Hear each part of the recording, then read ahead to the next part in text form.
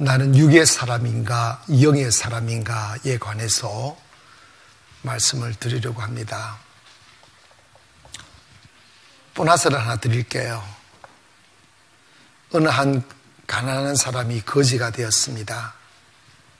근데 이제 이게 거지가 되다 보니 거지가 이렇게 하려고 하니까 자존심이 좀 상한 거예요.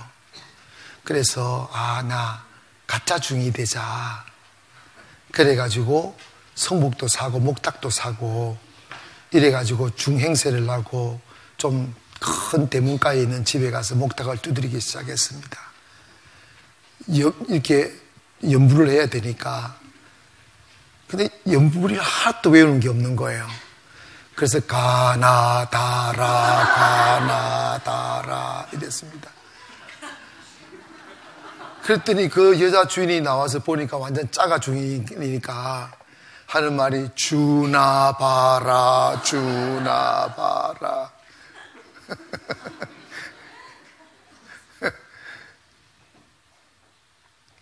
그랬더니 또 이 짜가 중에 하는 말이 가나봐라.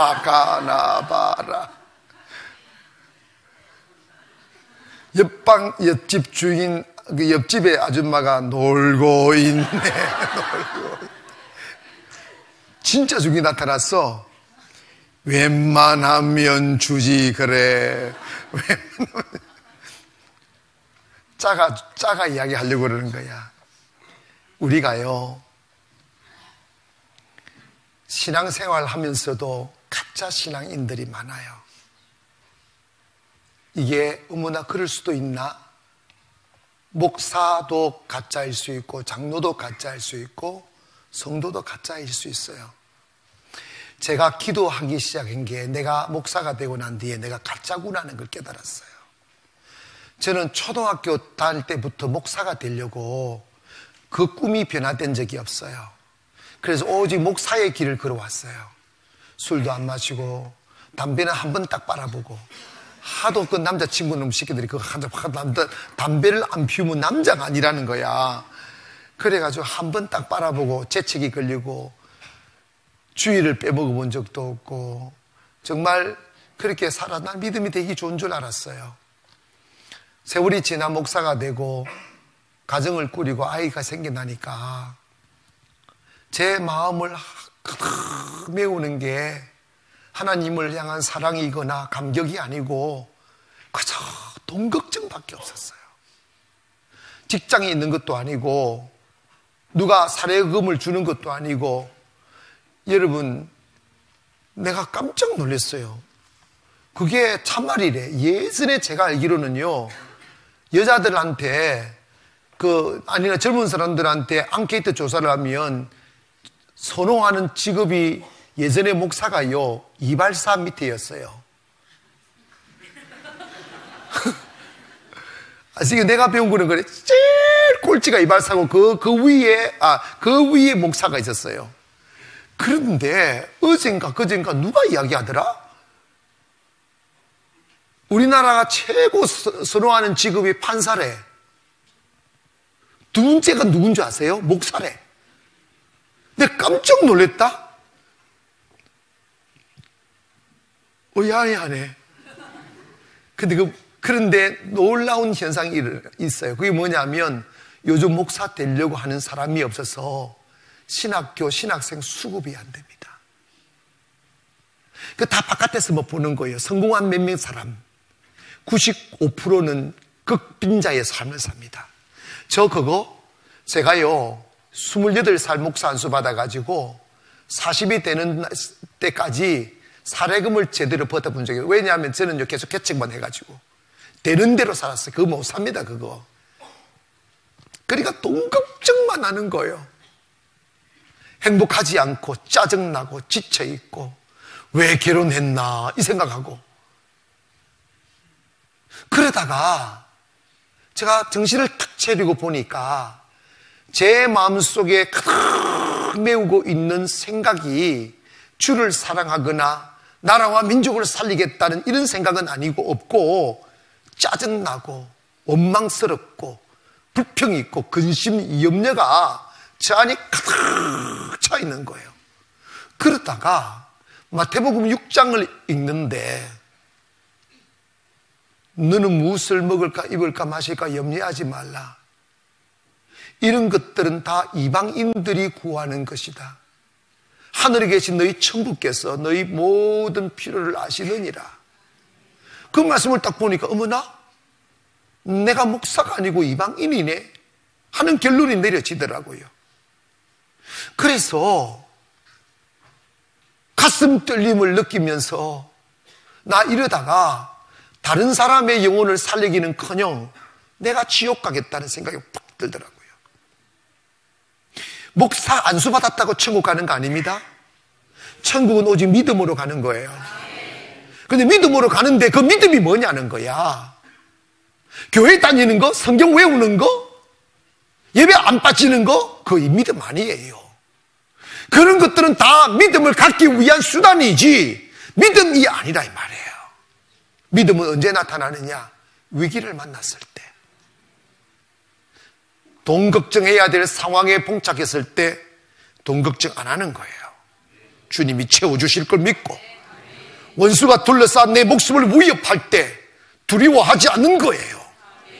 주님이 내 목숨을 가지고 계신다는 걸 신뢰하기 때문에 사회가 혼돈하고 용솟음 칠지라도 두려워하지 않는 것은 다윗이 그랬잖아. 내가 사막의 음침한 골짜기를 다닐지라도 해를 두려워하지 않는 것은 주께서 나와 함께 하십니다. 믿음이 생긴 거예요. 그래서 저는 이 믿음을 갖기 위해서 그때부터 통곡하기 시작했어요.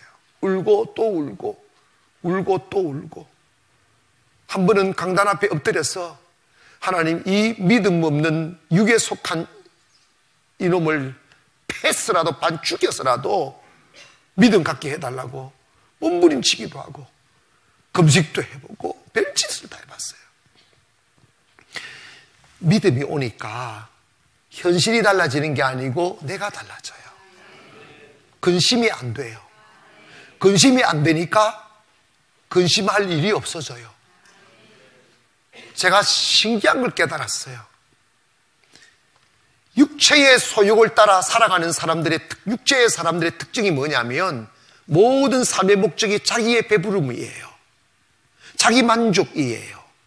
그래서 그들의 가슴 속에 담겨져 있는 모든 생각들은 어떻게 하면 나는 하나님의 영광을 돌릴까? 어떻게 하면 민족을 구원할까? 이런 생각은 눈꼽만큼도 없고 어떻게 하면 나 돈 많이 벌까? 나 어떻게 하면 행복하게 배부르게 살까? 행복하게 살까? 이것밖에 없어요. 그런데 나타나는 현상은 정반대의 현상이 벌어져요. 전혀 행복하지 않아요. 어딘가 모르게 쫓겨다녀요. 어딘가 모르게 불안해요. 조그만한 일만 있어도 두려워서 잠을 못 자요. 그게 육체의 사람들의 특징이에요. 영의 사람은 돈이 있거나 없거나 일이 잘 되거나 못 되거나 하나님의 섭리를 믿고 하나님이 행하시는 모든 일은 결국은 선하신 것이 신뢰되기 때문에 바람이 불어도 감사할 수 있고 눈보라가 쳐도 감사할 수 있는 거예요. 마음의 행복과 담대함은 재물을 많이 가져서 느낄 수 있는 것이 아니라 하나님이 믿어질 때 자연스럽게 느껴지는 그 평안함이에요. 어린아이가, 철없는 어린아이가 어머니 가슴에 안기면 그 어느 수심 없이 그냥 팍 천사 같은 얼굴로 어머니 젖가슴을 빨듯이 우리의 영혼이 하나님이 믿어지면 풍랑 속에 휘말려도 평안한 잠 잘 수 있어요. 육의 사람이냐 영의 사람이냐를 구분할 때 성경을 많이 읽고 목사고 장로고 집사고 때문에 영의 사람이고 그렇지 않은 사람이 육의 사람이고를 우리는 보편적으로 그렇게 생각하지만 그게 잘못된 거예요. 바울은 분명히 이야기합니다. 그리스도의 영이 없으면 그리스도의 사람이 아니라고 그랬어요. 즉 뭐냐면 영의 사람은 성령을 받아야만 영의 사람이라는 거예요. 그렇지 않고 교회 와서 종교 훈련 받고 신앙생활 열심히 한다고 영의 사람이냐? 전혀 아니라는 거예요. 이해가십니까? 그래서 영의 사람이냐 육의 사람이냐 구분하는 것은 성령을 받았느냐 안 받았느냐로 분별할 수 있는 거예요. 때문에 우리가 영의 사람이 되려면 어떻게 하든지 뭘 받아야 된다? 여러분 보세요. 우리가 인간은요, 두 가지 생명이 있습니다. 이 생물학, vital life라고 하는 생물학적 생명은 뭐냐면 육체를 살리는, 이것은 동물에게도 있어요. 그런데 우리 인간에게, 동물에게 없는 생명 하나가 있어요. 그게 뭐냐면 조애라고 하는 건. 조애라고 하는 이게 뭐냐면 하나님이 주시는 영생의 생명. 그 생명이 성령과 함께 오는 거예요. 아시겠어요? 때문에 우리 안에 우리가 있잖아요. 육의 생명을 연장받는 건 얼마나 행복해. 10시 예배 성가대 하는 박갑도 집사님이 있어요. 이분이 7기인가 8기인가 때 그 시작하기 전에 여기에 인하대 병원에 가가지고 진단을 받았는데 간이 다 굳어져 버려서 간의 기능을 다 상실해 버렸다는 거예요. 그래서 의사가 사형 선고를 내리니까 병원에서 자기 아내 송시아 집사하고 이렇게 오면서 차를 세워놓고 한참 울다가 여보 나 이제 짧은 삶 살다가 하나님께 가는데 난 좀 미안하다고. 그래서 한참 차에서 울다가 집으로 왔다는 거예요. 그리고 바로 50일의 기적이 시작된 거예요. 근데 여러분 참 인간적으로 진짜 미련하지. 그러면 병원으로 가야 되잖아. 그날 이후로 병원을 안 가고 저도 몰랐어요. 아무 얘기도 말하지 않고 하나님께 몸을 맡기고 50일의 기적에만 참석했어요. 그리고 50일의 기적이 끝이 나고 병원에 가서 진단을 받아봤더니 간이 살아나 버렸어요. 그래가지고 항상 여기 있잖아. 오늘 아침에 여기 항상 좋았어. 육신의 건강 회복, 생명 연장 받은 것도 얼마나 행복해. 그런데 우리가 성령을 받으면 영원한 생명을 얻잖아요. 그래서 저는 한 번씩 왜 저렇게 죽으려고 했던 사람이, 우울해서 잠 못 잤던 사람이 교회 와서 50일의 기적 나와서 성령을 받아서 저렇게 행복해 할까? 그 행복감을 표현하는 이야기를 들어보고 얼굴을 보면 광채가 나잖아요. 그게 뭘까를 보니까 이건 거예요. 내가 몰랐던 영혼의 생명이 살아나니까 영생을 얻게 되니까 너무 행복한 거예요. 오늘 여러분에게 그 초에 하나님의 영원한 생명이 들어오기를 원합니다. 그래서 영의 사람이 되는 거예요. 여러분, 내가 성령 안 받고 내가 교회 다니니까 착하게 살아보려고 노력하는 것은 그게 다 가식이에요. 가식이고 위선이에요. 그래서 여러분 봐봐요. 세상 사람들이 교회 다니는 것들 전부 다 위선자라고 그러잖아. 왜냐하면 겉과 속이 다르다는 거지. 그것도 그럴 뻔한 게 교회에서 은혜를 안 가르치고 율법을 가르치다 보니까 뭐 하지 마라, 뭐 하지 마라, 뭐 하지 마라. 이거 안 해야 집사 된다, 이거 안 해야 장로 된다 이러다 보니까 속은 그걸 하고 싶은데 하면 안 된다고 하니까 억압하네. 나를 억압하는 거야. 그건 자유가 아닙니다. 할렐루야! 그건 자유가 아니에요. 그건 행하는 게 아니라니까. 예수님의 판단의 방법은 뭐냐? 마음의 법이에요. 내가 두드리 패는 게 죄가 아니고 미워하는 게 죄라 이 말이야. 여러분이 진정 의로운 자가 된다면, 의로운 자가 되려면 마음이 변화되어야 된단 말입니다. 마음의 변화. 할렐루야! 성령님은 사랑이에요. 사랑이 들어오면 이런 거예요. 어제는 세상적으로 죄를 지어야 재밌었는데 성령을 받으면 죄가 짓고 싶어지질 않아요. 왜냐하면 성령을 받으면 그것으로 충분히 행복해요. Perfect peace예요. 완전한 평화가 오는 거예요. 더 이상 뭐가 필요하겠어요? 가식이 필요가 없습니다. 그리고 내가 내 영혼이 공고하지 않고 내 영혼이 목마르지 않으니까 다른 사람들에게 기웃거릴 이유가 없는 거예요. 이미 나는 충분히 만족하고 이미 나는 충분히 행복하기 때문에. 그게 뭐냐? 초애를 받은 사람들의 특징이라 이 말입니다. 왜 오늘 한국 교회가 이렇게 가식이 넘칩니까? 뭡니까? 거짓이 많습니까?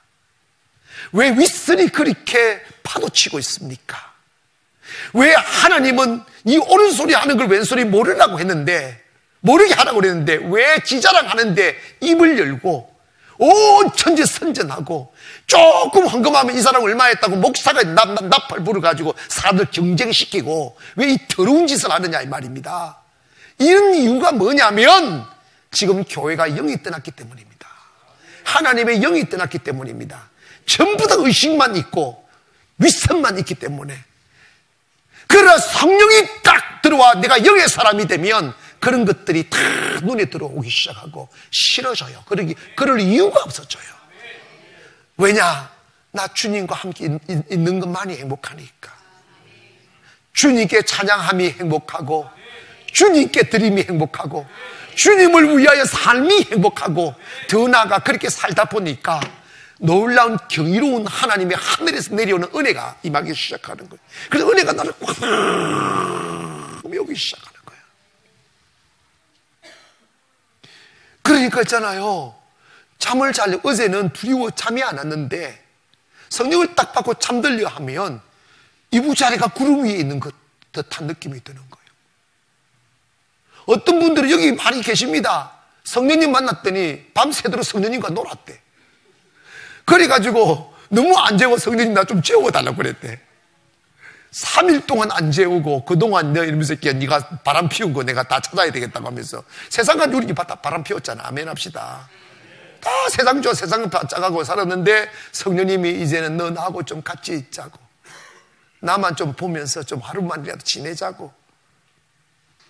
사랑하는 여러분, 우리 하나님을 의식으로 알고 지식으로 아는 데서부터 벗어나서 바울이 분명히 말씀했습니다. 하나님의 영이 없으면 하나님의 사람이 아니다. 그런데 이 한 가지 좀 짚고 마무리하려고 합니다. 왜 많은 사람들이 성령을 받고도 옛날로 돌아갈까? 왜 많은 사람들이 성령의 은혜 한 대 체험하고 왜 타락할까? 그래서 하는 말이 성령 받아도 소용없네 이 소리 하게 만드느냐?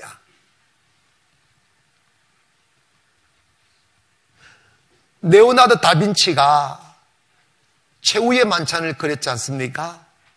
10몇 년이 걸려 그렸다는 대작인데 그가 그 그림을 그릴 때 예수님의 모습을 한 사람을 찾아 이 교회 저 교회 다니다가 한 교회 가서 성가대를 딱 봤는데 성가대에 앉아있는 한 청년이 너무 그 얼굴에 광채가 나고 아름다워. 저 청년을 예수님의 모델로 하면 되겠다고 싶어서 이야기해가지고 예수님의 모델을 해가지고 그린 사람이 피에트레 반티엘리라는 사람이에요. 근데 그 예수님 모델을 하고 다른 예수님의 제자들 옆에 다 그리고 난 뒤에 가롯 유다를 그려야 되는데 가롯 유다를 그릴 만한 모델을 못 찾는 거예요. 그래서 10년을 찾아 헤매이다가 한 거리에 주저앉아 머리를 틀어뜨리고 흉악한 얼굴을 하고 있고 냄새나는 흉악한 모습으로 앉아있는 한 청년을 보고 이 청년이야말로 가룟 유다의 모델이 될 수 있겠구나 싶어가지고 돈을 주고 그 친구를 사서 가룟 유다의 모델로 삼았어요. 그래가지고 가룟 유다를 그려놓고 네 이름이 뭐냐 물었더니 10년 전에 예수님의 모델을 했던 피에트레 반티엘이더랍니다. 한 사람이 한때는 예수님이 될 수 있고 한때는 가룟 유다가 될 수 있다 이 말이에요. 왜 그랬느냐? 성령을 받을 때는 그렇게 아름다웠던 얼굴을 하고 있었던 그가 기도하지 않고 불순종하고 교만하여 타락하니까 찾을래야 찾을 수 없는 흉악한 가룟 유다의 얼굴을 하고 있더라는 거예요. 성령을 받고 성령을 소멸한 사람들의 모습이 그런 모습입니다. 하나님을 두려워하지 않아요. 아예 믿지 않는 사람들은 하나님 하면 두려워하는 마음이 있는데 성령을 소멸한 사람은 하나님을 두려워할지도 몰라요. 끝까지 고하는 사람들입니다. 때문에 우리가 조심해야 될 게 뭐냐면 은혜를 받는 것이 중요한 것이 아니라 은혜를 유지하는 게 중요해요. 은혜를 내 안에 모시는 것이 중요하단 말이면 마귀의 시험을 이겨내야지, 유혹을 이겨내야지, 내 생명을 부지하고 유지해야지. 하나님을 만나야 됩니다. 아시겠어요? 하나님을 만나야 됩니다. 영혼이 살아나야 됩니다. 성령을 받았다고 다가 아니고 이제 시작이에요. 그래서 제가 때로는 우리가 피곤하지만 교회의 기도 시간을 밤에도 50일의 기적이 끝이 나도 토요일까지 하루도 빠짐없이 매일 저녁 8시에 예배가 있고 새벽은 새벽도로 있고 저희 교회는 일주일 내내 예배가 있습니다. 목사님들은 이런 말씀을 하셔요. 목사님, 김 목사, 당신 그러다 죽는다고. 왜 그렇게 피곤해서 죽는다고. 내가 보니 그 사람들이 얼굴이 초췌해. 왜 그러냐면 그 사람들은 기도를 안 하고 하다 보니까 맨날 사탄한테 공격을 받으니까 여기서 상처 주고 저기서 상처 주고 여기 쪼달리고 저기도 쪼달리고 교회 부흥 안 되고 이러니까 스트레스 받고 그리고 성도들 막 속썩이고 이러니까 죽지 못해 산다는 얼굴이 붉게 떠 있어요. 근데 저는 물론 예배 시간을 많이 갖지만 죄송합니다만 우리 교회는요 저를 괴롭히는 사람이 없어. 좀 괴롭혀 달라고 해도 안 괴롭혀. 장로님들도 우리가 여기서 오신 분들에게 한 11분대를 지는데 제가 괴롭히지 아니하면 괴롭히잖아요. 문제는 제가입니다. 제가 문제입니다. 내가 안 괴롭혀 아무도 안 괴롭힌다니까. 그러니까 쓸데없는 에너지 낭비할 게 없어요. 쓸데없는 일에 시간 낭비할 게 없어요. 항상 좋은 소식만 들려오고 아멘 합시다. 저를 안 좋아하는 사람은 언제냐? 처음 교회 가지고 아직 성령 안 받았을 때 안 좋아해.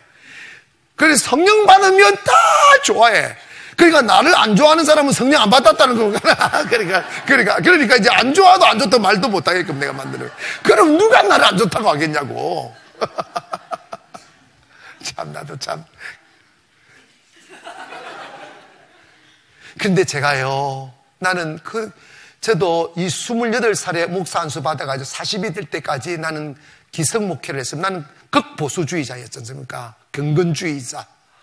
배운 것 가지고 율법, 이런 거. 말씀 중심. 나 그것만 듣고 살았으니까. 하루도 행복하지 않았습니다. 항상 쪼달렸고 스트레스였습니다. 성령을, 주님을 만나보니까 세계가 다른 세계가 있었어요. 다른 세계가 있어요. 그곳으로 가기를 주의 이름으로 축원합니다. 여러분 반띠엘처럼 타락하지 마세요. 여러분 이제 기도 생활 지켜내세요. 힘들어도 기도하시면